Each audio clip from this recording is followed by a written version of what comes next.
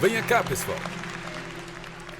Nós acabamos de voltar alguns dias da Polônia. Estivemos em Auschwitz, no campo de extermínio de Auschwitz, e nós fizemos o que é chamado de Marcha dos Vivos. E eu amo esse nome.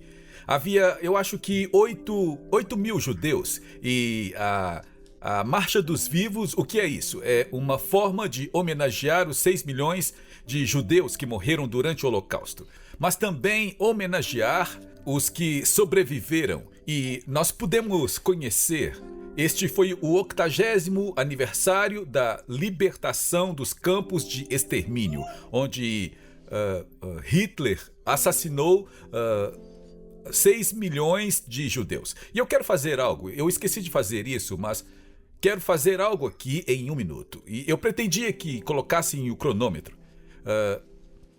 Deixe-me usar este relógio. E eu quero que fiquemos em silêncio por 1 minuto. Começando. Espera. Agora, silêncio, 1 minuto. Esse foi 1 minuto. Se ficássemos em silêncio por cada pessoa assassinada durante o Holocausto, ficaríamos em silêncio por 11 anos e meio.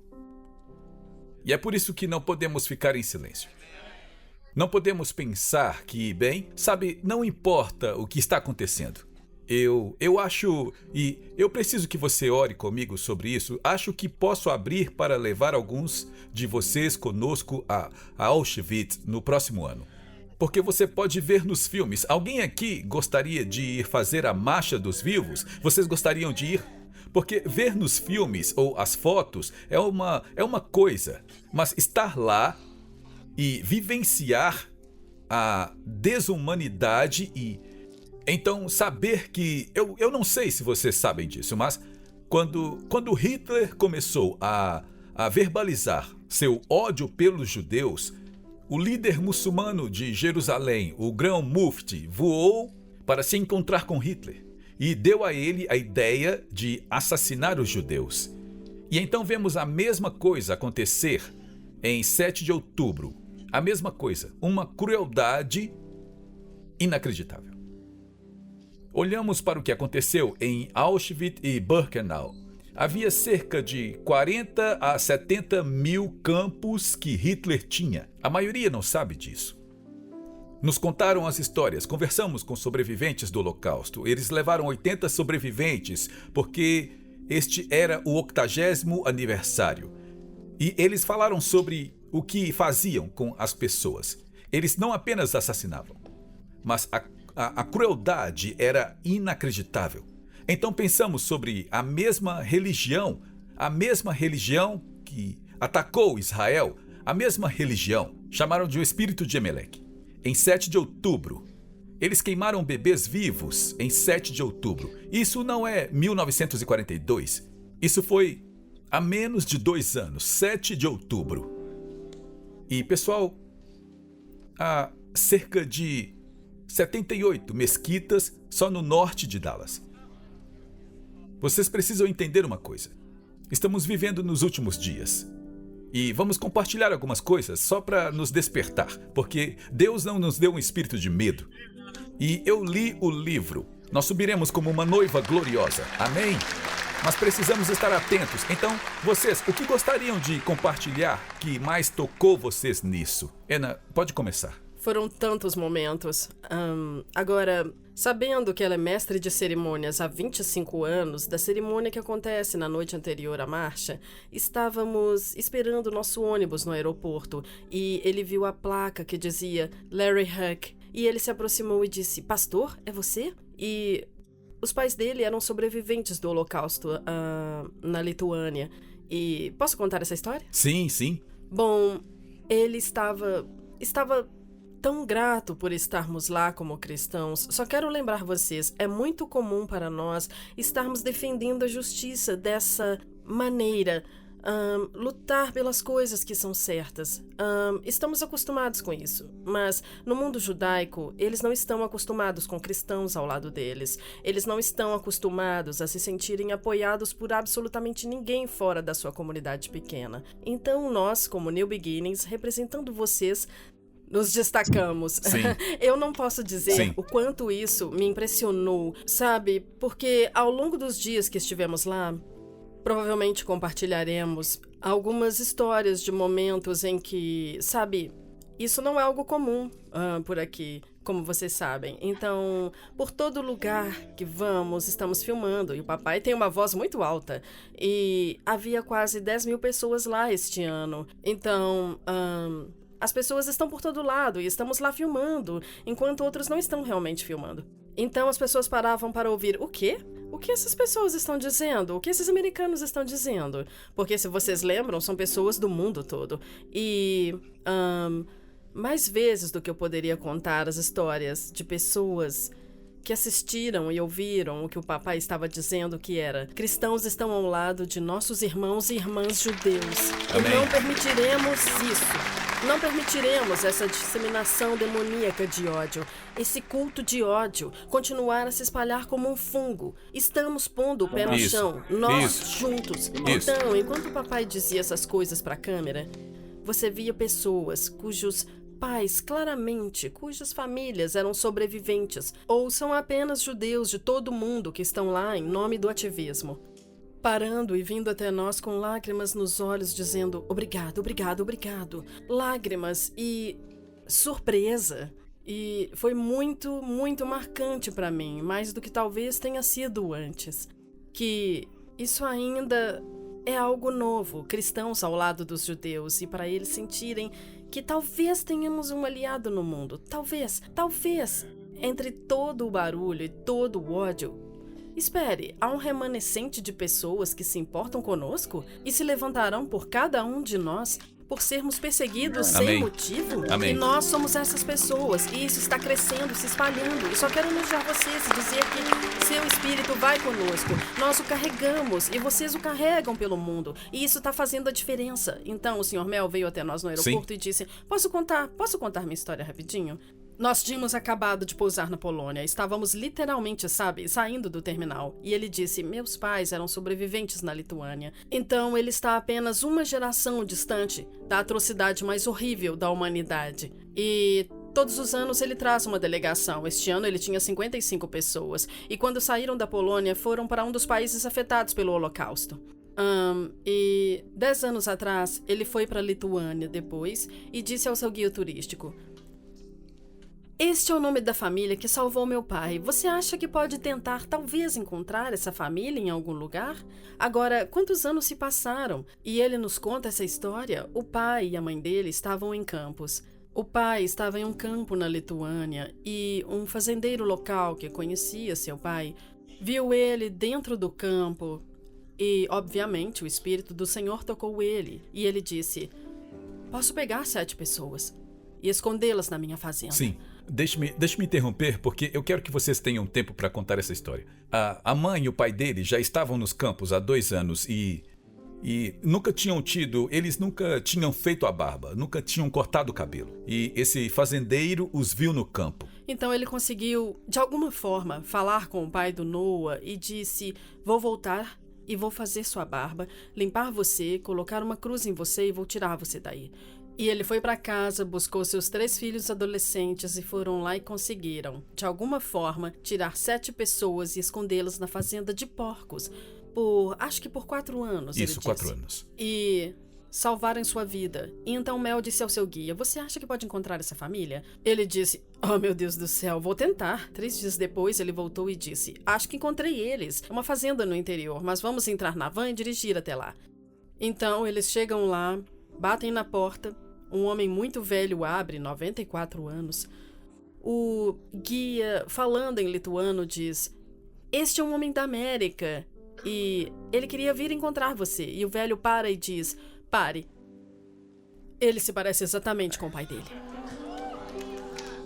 Ele tinha 18 anos quando ele e sua família correram esse risco tremendo. E Mel disse: eu vim aqui hoje para dizer que estou aqui por sua causa. Meus filhos e meus netos estão vivos por sua causa. E existem muitas outras histórias assim de cristãos, sabe, não o suficiente, mas há muitas histórias como essa de cristãos ficando na brecha e fazendo o que podiam e que estava muito além da medida para dizer: eu vou fazer o que posso, o que está ao meu alcance para ajudar e ficar na brecha. E é muito comovente para nós ouvir essas histórias e depois contá-las para vocês. Sim, amém. Anderson, sua vez. Fique conosco, Ana. Pastor, primeiro quero agradecer aos parceiros por estarem ao lado de Israel e da Igreja New Beginnings, Elliott Channel Partners. Ouça, desta vez me impactou. Sim, eu chorei o tempo todo. Fomos a um lugar. Deixe-me dizer isso primeiro só para entrar no que vocês estavam dizendo. Eu segurava uma placa da Igreja New Beginnings e muitos judeus vinham até mim e diziam obrigado. Vocês são uma igreja? Sim, somos uma igreja e estamos aqui apoiando Israel para nós dizer nunca mais significa nunca mais. Isso mesmo, amém? Isso mesmo. Havia muitos cristãos naquela cidade. E eles também foram executados. As pessoas não sabem disso, mas ouvimos do guia turístico que 1/3 dos judeus foi de fato executado. E eles também são conhecidos como o Holocausto das Balas. O Holocausto das Balas. Certo? E muitos cristãos se uniram aos judeus contra os nazistas. E eles também foram mortos. E o pastor sempre diz uma coisa, e agora faz mais sentido. Faz ainda mais sentido agora. Eles estão indo atrás do povo de sábado. Eles também estão indo atrás do povo de domingo. E se não tomarmos uma posição e falarmos, tudo estará perdido, como o pastor disse mais cedo. Suas mesquitas estão por toda a cidade. Precisamos falar. Eu digo, coisas horríveis aconteceram em Auschwitz, mas agora temos a oportunidade de estar aqui, firmes e dizer que nunca mais significa nunca isso mais. Isso mesmo, amém. Fiquem conosco, porque só quero fluir com isso pelo Espírito Santo. Essa história que o Anderson estava falando, estávamos na cidade de Turnoff, certo? E havia 30 mil judeus nessa cidade. Eles mataram, assassinaram todos, os 30 mil, a cidade inteira. Todos os judeus morreram. E nos disseram que iríamos a um lugar e vimos essas coisas em filmes, mas eu nunca estive em um desses lugares onde eles caminharam, eles disseram que os soldados nazistas, mas os ucranianos recebiam a tarefa de levar uma família de 3, 4 ou 5 pessoas a caminhar com eles até a floresta, e lá dentro era lindo, os pássaros cantando, árvores por todo lado, e eles os encaminhavam para lá e os matavam, atiravam neles. A cidade estava a 200 metros dali. E as pessoas sabiam disso. E então voltavam e levavam outro grupo. E então nos disseram que íamos aonde descobriram essas covas comuns. Mas uma delas é uma cova comum de 800 crianças. E como o pastor Anderson disse, chamaram isso e muitas dessas coisas foram feitas. Há uma foto disso lá. Aqui está a cova comum com as crianças. Você pode ver a cruz aqui. E essa é a cova comum com os cristãos.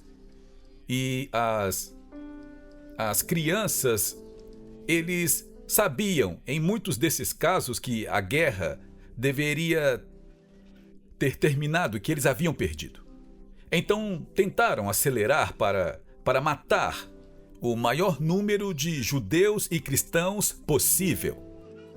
E em vez de levá-los para o Auschwitz-Birkenau, Treblinka, eles começaram a atirar neles e jogá-los em covas comuns, apenas para matar. A guerra acabou, nós perdemos, mas vamos matar o máximo que pudermos. E então eles pegavam as crianças. Você consegue imaginar alguém chegando e pegando suas crianças. E eles jogaram nessa cova 800 crianças. Mas eles decidiram que não queriam desperdiçar balas. Então os soldados mataram as crianças a pauladas, com os canos das espingardas. Agora, sabe, isso é muito ruim. Eu não quero saber essas coisas. Você precisa saber essas coisas, porque o mesmo espírito de Emelec está vivo hoje.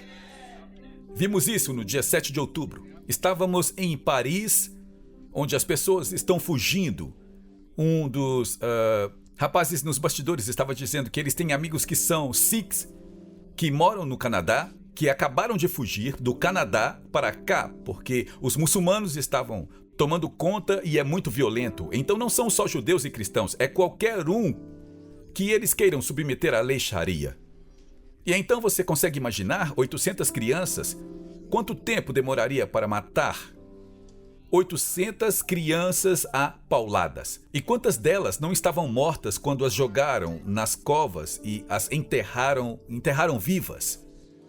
E então nós sabíamos que iríamos lá e nós fomos a esse local memorial e nós filmamos. Você verá isso no nosso programa de TV, porque eu não vou esconder nada disso. Não tem esse negócio de politicamente correto.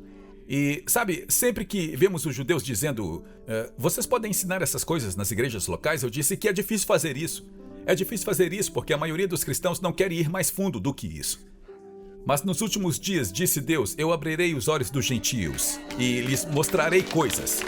E então nós amamos vocês, agradecemos a todos vocês, nossos parceiros. Então os números, e eu acho que o número é 782, lá está, 7782. Então nós estávamos observando esse local aqui e eu disse ao nosso guia israelense que havia vindo para ficar conosco e eu disse, eu não sei se você consegue ver, mas é feito de ferro cru e ferro negro. E tem a forma de pessoas e aquilo são malas.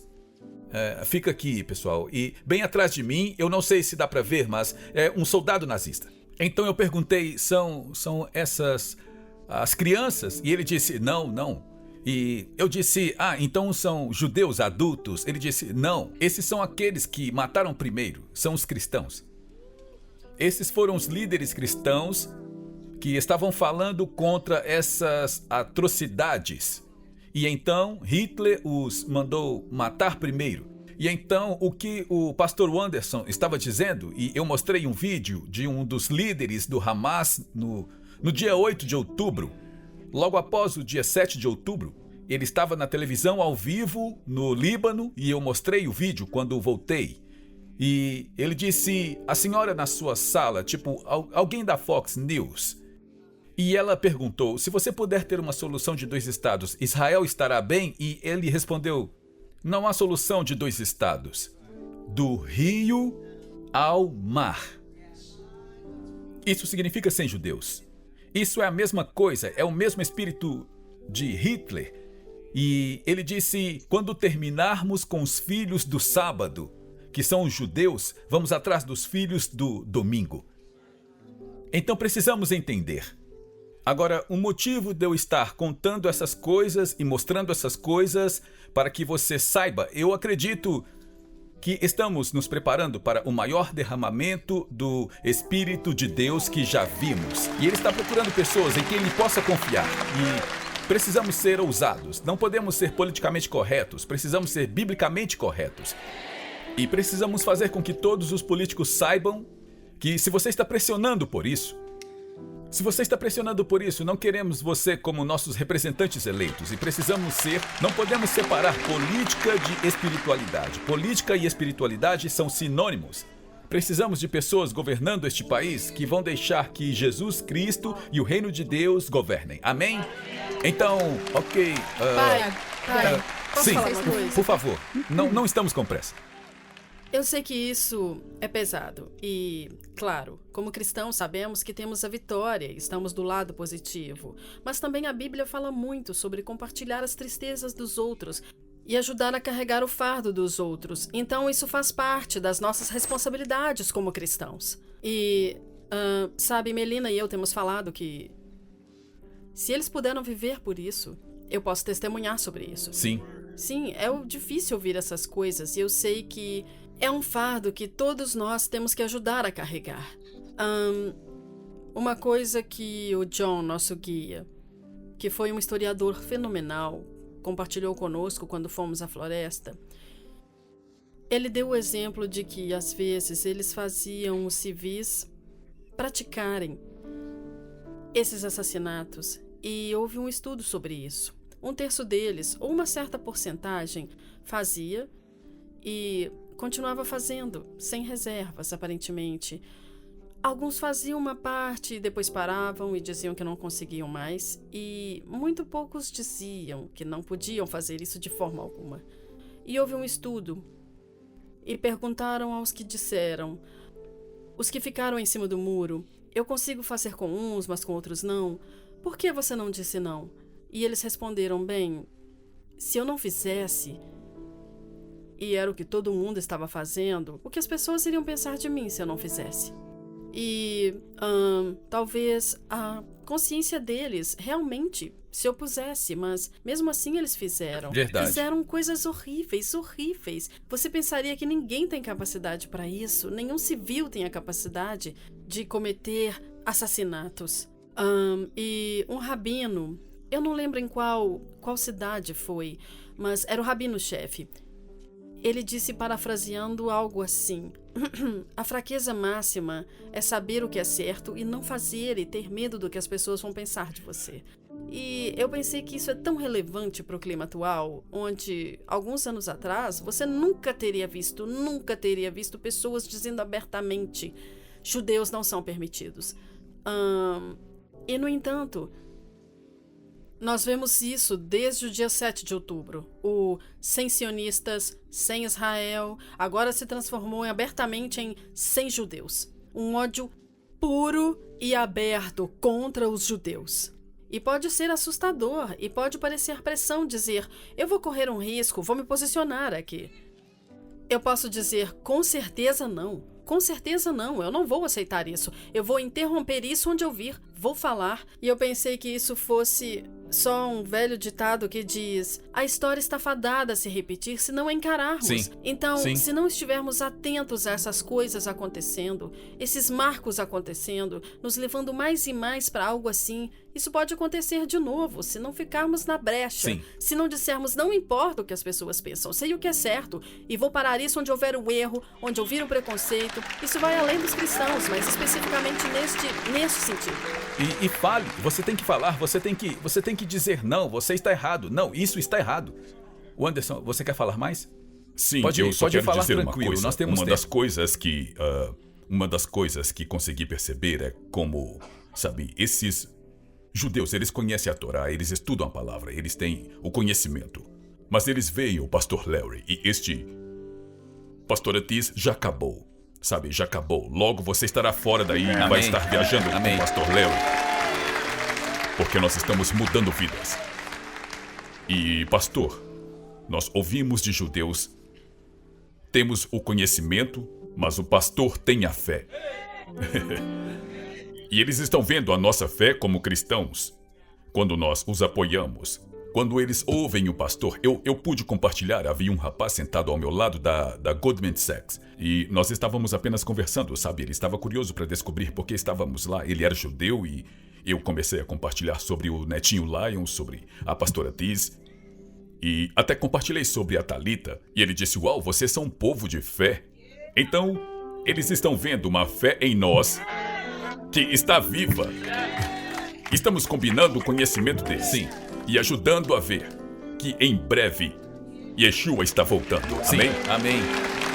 Ana, fale sobre isso logo antes de irmos para a floresta. Então, naquela última foto com o memorial e as figuras de aço, esse grupo estava lá antes de nós. E então o John, e eles estavam passando um tempo lá, eles eram israelenses. E o John, nosso guia, disse, deixa eu ver se posso apressá-los para que possamos ter um momento. Então, quando eles estavam saindo, e havíamos 40 deles, e jovens e velhos, ou jovens imaduros. E então nós nos aproximamos e meu pai começou a falar e filmar.